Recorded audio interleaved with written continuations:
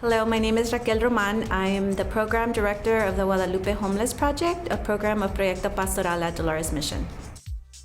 I think growing up in a single parent home really, I was exposed to a lot of different moments where I didn't realize at the moment would impact who I became as an adult.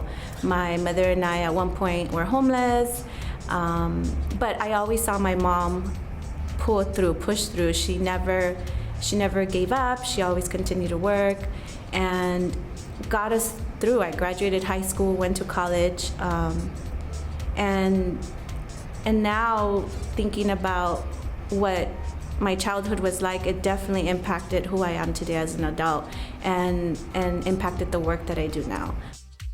The Guadalupe Homeless Project is a 30 to 90 day emergency shelter that provides services for adult males, and now recently we added the women's shelter that provides services for women that are 55 and older. The shelter not only provides shelter, but we have the showers, locker space, meals, 2 meals a day, and we're funded primarily through LASA, the Los Angeles Homeless Service Authority. We serve a population mostly that is undocumented, and so we also have private funding to serve these communities.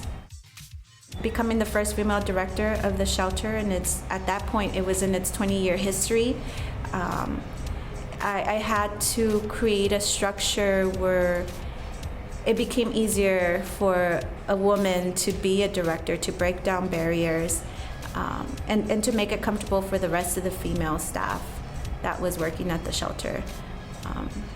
A second accomplishment was going back to school, being this director of the shelter and not having an option to not go to work or work part-time. I had to continue working full-time, and then I also decided to go back to school full-time because it was very important to me to get school done and come back and work with the community that I work with.